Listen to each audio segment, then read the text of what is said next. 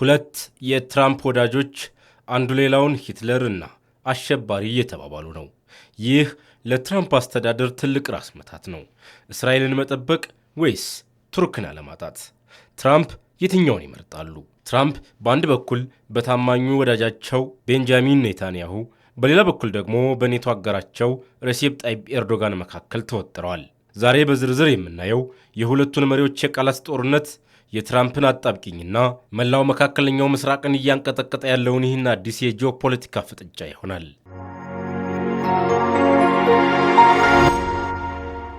ዓለምን ሊያናውጥ የሚችል አንድ ጥያቄ አለ።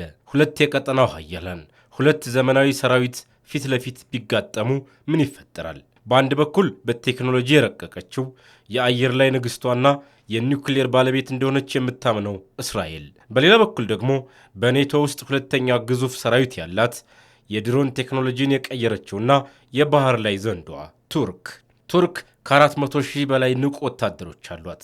ይህ ከእስራኤል በ3 እጥፍ ይበልጣል። ቱርክ ስትራቴጂካዊ ጥልቀት አላት። ሰፊ መሬት፣ ትልቅ ሕዝብና የራሷ የሆነ ግዙፍ የመከላከያ ኢንዱስትሪ። እስራኤል በቁጥር ብታንስም በቴክኖሎጂ ግን ከ10 ዓመት በላይ ትቀድማታለች። F-35 የተባሉትን የማይታዩ ጄቶችን በመካከለኛው ምስራቅ የምትዘውረው እስራኤል ብቻ ናት። የእስራኤል አየር ኃይል በዓለም ላይ ካሉ ልምድ ካላቸው አየር ኃይሎች ቀዳሚው ነው። ግን ጦርነት በወታደር ቁጥር ብቻ ያሸንፋል ወይስ በድሮን? ቱርክ በሊቢያና በአዘርባይጃን ያሳየችው የድሮን ጥበብ እስራኤልን ያስፈራት ይሆን? የዲፕሎማሲው ቋንቋ አክትሞለታል። አሁን ንግግሩ ቀጥተኛ ስድብና ውንጀላ ሆኗል። የቱርክ የውጭ ጉዳይ ሚኒስትር ሃካን ፊዳን በሰጡት መግለጫ እስራኤልን ጠላት ፍለጋ ላይ ያለች ሀገር ሲሉ ጠርተዋታል።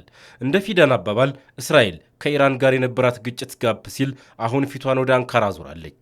ኔታንያሁ ግን ዝም አላሉም። በኤክስ ገጻቸው ላይ ባሰፈሩት መልእክት እንዲህ አሉ። ኤርዶጋን የኢራን ወኪሎችን የሚያስተናግድና የገዛ የኩርዱ ዜጎችን የሚጨፈጭፍ መሪ ነው አሉት።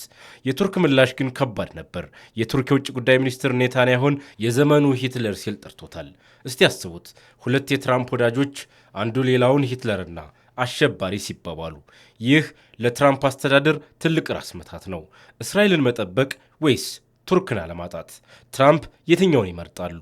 ይህ ፍጥጫ በጋዛ ብቻ የተገደበ አይደለም። ትክክለኛው የኃይል መለኪያ ሶሪያ ናት። ቱርክ በሶሪያ ያላት ተጽዕኖ እንዲያድግ ትፈልጋለች። እስራኤል ደግሞ የትኛውም የውጭ ኃይል በድንበሩ አቅራቢያ እንዲጠናከር አትፈቅድም። የመካከለኛው ምስራቅ ኢንስቲትዩት ከፍተኛ ባልደረባ የሆኑት ጎኒልቶን እንደሚሉት ከሆነ ትራምፕ እስካሁን ሁለቱ ሀገራት ሶሪያ ውስጥ እንዳይጋጩ በማድረግ ረገድ ሚና ነበራቸው። ነገር ግን አሁን ሁኔታው ተቀይሯል። የእስራኤሉ ስትራቴጂስት ጋቢ ሲቦኒ እንደሚሉት ደግሞ ኤርዶጋን ምን እንደሚያስብ አላውቅም፣ የማውቀው ግን እያደረገ ያለውን ነው። እስራኤል በሶሪያ የምታደርገው ጥቃት ቱርክን እያስቆጣት ነው። በሌላ በኩል ቱርክ ከሐማስ ጋር ያላት ቅርበት እስራኤልን እንደ ትልቅ ስጋት እየታያት ነው። ለምንድን ነው አሁን ይህ ሁሉ ጫጫታ የበዛው? መልሱ ቀላል ነው፣ ስልጣን። ኤርዶጋን በአገራቸው ያለውን የኢኮኖሚ ውድቀትና የኑሮ ውድነት የህዝቡን ትኩረት ለማስቀየር የእስልምናው ዓለም ተሟጋች መስለው መቅረብ ይፈልጋሉ። በቱርክ ውስጥ ለፍልስጤም ያለው ድጋፍ እጅግ ከፍተኛ ነው። ኔታንያሁን በመርገም ኤርዶጋን የህዝብ ድጋፍን ያፍሳሉ። በሌላ በኩል ኔታንያሁ በሀገር ውስጥ ባሉ የሙስና ክሶችና በጋዛው ጦርነት መጓተት የተነሳ ጫና ውስጥ ናቸው።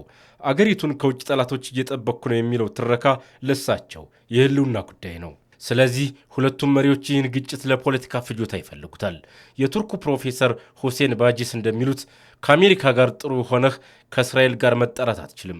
ቱርክ የኔቶ አባል እንደመሆኗ መጠን ከአሜሪካ ጋር ያላት ግንኙነት ግጭቱን ወደ ጦርነት እንዳይቀየር ያደርገዋል። ይሁን እንጂ የባርሴሎናው ፍሎቲላ ጋዛ ደርሶ እስራኤል እርምጃ ከወሰደች ሁኔታው ከቁጥጥር ውጭ ሊወጣ ይችላል። ትራምፕ በሚቀጥሉት ወራት የሚያሳዩት የዲፕሎማሲ ጥበብ የቀጠናውን ዕጣ ፈንታ ይወስነዋል። እስራኤልና ቱርክ የጥንት ወዳጆች፣ የዛሬ ባላንጣዎች፣ በንግግር ቢናከሱም በስውር ግን ጥቅማቸውን እያስከብራሉ። ታዲያ ይህ ፍጥጫ ወደ እውነተኛ ጦርነት ያመራል ወይስ እንደተለመደው የፖለቲካ ድራማ ሆኖ ያልፋል? እስራኤልና ቱርክ ሁልጊዜ እንዲነበሩ? በፍጹም። ቱርክ እስራኤልን እንደ ሀገር በመቀበል ከቀዳሚዎቹ የሙስሊም ሀገራት አንዷ ነበረች። ለብዙ ዓመታት ወታደራዊ መረጃዎችን ይለዋወጡ፣ በጋራ ልምምድ የሚያደርጉ ነበር። ነገር ግን ኤርዶጋን ወደ ስልጣን ሲመጡ ትረካው ተቀየረ። ኤርዶጋን ራሳቸውን እንደ የእስልምናው ዓለም ተሟጋች መቅረስ ሲጀምሩ፣ ኔታንያሁ ደግሞ የአይሁድ መንግስት ጠባቂ ሆኑ። እንደ አውሮፓውያን አቆጣጠር በ2010 የሁለቱ ሀገራት ግንኙነት የተቋረጠበት ዓመት ነበር። በጋዛ የእርዳታ መርከብ ላይ እስራኤል የወሰደችው እርምጃ 10 ቱርካውያንን ገደለ። ከዚያ በኋላ ግንኙነታቸው እንደ መስታወት ተሰበረ። ዛሬ የምናየው ፍጥጫ ያ ያላለቀ የታሪክ ሂሳብ ውጤት ነው። የዛሬው ፍጥጫ ግን ከስድብም አልፏል። የቱርክ የውጭ ጉዳይ ሚኒስትር ኔታንያሁን የዘመኑ ሂትለር ሲል ጠርቶታል። በዓለም አቀፍ የወንጀለኞች ፍርድ ቤት የእስር ማዘዣ የወጣበት ሲልም ተሳልቆበታል። ኔታንያሁም ዝም አላሉም። ኤርዶጋን የገዛ ዜጎቹን የሚጨፈጭፍ የኢራን አሸባሪዎችን የሚያስተናግድ መሪ ነው ሲሉ መለሱ። ይህ የቃላት ጦርነት ግን ለማን ነው? ለዓለም ወይስ ለገዛ ህዝባቸው? ኤርዶጋን በቤት ውስጥ የኢኮኖሚ ቀውስ አለባቸው። የሊራ ምንዛሬ መውደቅ ህዝቡን አስቆጥቶታል። እስራኤልን በመርገም የቱርክን ህዝብ ስሜት ማረጋጋት ይፈልጋሉ። ኔታንያሁም በተመሳሳይ በጋዛ ጦርነትና በሙስና ክስ ተወጥረዋል።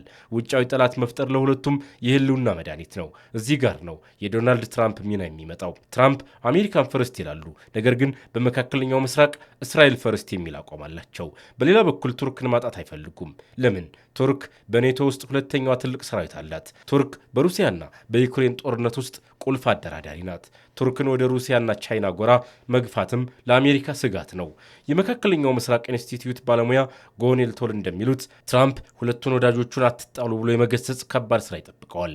ትራምፕ ለኔታንያሁ መሳሪያ ሲሰጡ፣ ለኤርዶጋን ደግሞ የኢኮኖሚ ማዕቀብ ላለመጣል ቃል ይገባሉ። ይህ ዲፕሎማሲ ሳይሆን የገመድ ላይ እርምጃ ነው። የቃላት ጦርነቱ አንካራና ቴል አቪቭ ላይ ቢሆንም እውነተኛው ፍጥጫ ግን ሶሪያ ውስጥ ነው። እስራኤል በሶሪያ ውስጥ የኢራን ተላላኪዎች እንዲሰፍሩ አትፈልግም። ቱርክ ደግሞ በሶሪያ ሰሜናዊ ክፍል የራሷን የደህንነት ቀጠና መፍጠር ትፈልጋለች። እዚህ ጋር ጥቅማቸው ይጋጫል። እስራኤል ሶሪያን ስትደበድብ የቱርክን ጥቅም ልትነካ ትችላለች። የቱርክ ምሁር ሁሴን ባጂስ እንደሚሉት ጂኦግራፊውና ጥቅሙ ይገፋፋቸዋል። ነገር ግን አንድ ምስጢር አለ። ምንም እንኳን በቴሌቪዥን ቢሰዳደቡም የሁለቱ ሀገራት የደህንነት ተቋማት ሞሳድና ኤምአይቲ ከመጋረጃው በስተጀርባ መረጃ ይለዋወጣሉ። ኢራንን ለመግታት ሁለቱም ምስጢራዊ ስምምነት አላቸው። ይህ ነው በስውር ጥቅማቸውን ያስከብራሉ የሚባለው። ታዲያ መጨረሻው ምን ይሆናል? ጦርነት ይነሳል? አብዛኞቹ ተንታኞች አይሆንም ይላሉ። ቱርክና እስራኤል ቀጥተኛ ጦርነት ውስጥ መግባት የሚያተርፉት ነገር የለም። ቱርክ የኔቶ አባል እንደመሆኗ አሜሪካን ተቃርና እስራኤልን አትመታም። እስራኤልም ቢሆን ተጨማሪ ጠላት አትፈልግም። አሁን እያየን ያለነው የፖለቲካ ቲያትር ነው። ኤርዶጋን ለሙስሊሙ ዓለም ጀግና ሆኖ መታየት ይፈልጋል። ኔታንያሁ ደግሞ ለእስራኤላውያን አንበሳ ሆኖ መታየት ይፈልጋል። ትራምፕ ደግሞ ታላቁ አስታራቂ መሆን ይፈልጋሉ። ነገር ግን ተጠንቀቁ። በታሪክ ውስጥ ብዙ ጦርነቶች የተነሱት በስህተት ነው። እስራኤልና ቱርክ የሚጋሩት የምድር ድንበር የላቸውም። ስለዚህ ጦርነቱ በሶስት መድረኮች ላይ ይሆናል። የአየር ላይ ጦርነት። የእስራኤል ጄቶች የአንካራን ሰማይ ለመቆጣጠር ይሞክራሉ። የቱርክ ኤስ-400 የአየር መከላከያ ደግሞ እነሱን ለመጣል። የባህር ላይ ፍልሚያ። ይህ የቱርክ ብርታት ነው። ቱርክ ትልቅ የባህር ኃይል አላት። የሜዲትራኒያንን ባህር በመዝጋት እስራኤልን ማነቅ ትችላለች። የፕሮክሲ ወይም የተላላኪነት ጦርነት። በሶሪያና በሊባኖስ ምድር የእስራኤል ወዳጆችና የቱርክ ወዳጆች ይፋለማሉ። እዚህ ጋር አንድ ትልቅ ምስጢር አለ። እስራኤል አይረንዶም አላት። ቱርክ ግን ለረጅም ርቀት የሚወነጨፉ ሚሳይሎች አሏት። የትኛው ይረታል? ሁኔታው እየከፋ ቢሄድና የእስራኤል ሕልውና አደጋ ላይ ቢወድቅስ? እስራኤል በይፋ ባታምንም ከ80 እስከ 200 የሚደርሱ የኒውክሌር ጭንቅላቶች እንዳሏት ይታመናል። ይህ ዘ ሳምሶን ኦፕሽን ይባላል። ቱርክ ይህን ታውቃለች። ስለዚህ ጦርነቱ ወደ መጨረሻው ጥፋት እንዳያመራ ቱርክ ከፍተኛ ጥንቃቄ ታደርጋለች። በሌላ በኩል ቱርክ የኔቶ አባል ናት። ቱርክ ከተጠቃች ኔቶ ጣልቃ ይገባል ወይስ አሜሪካ በእስራኤልና በቱርክ መሃል ትሰነጥቃለች? ይህ ለአሜሪካ ታላቅ ቅዠት ነው። ይህ ጦርነት ቢነሳ አሸናፊ የለም። ለምን? የኢኮኖሚ ውድመት። የሲዩዝ ካናል ይዘጋል። የነዳጅ ዋጋ በአንድ ሌሊት በ3 እጥፍ ይጨምራል። ዓለም ወደ ታላቅ የኢኮኖሚ ቀውስ ትገባለች።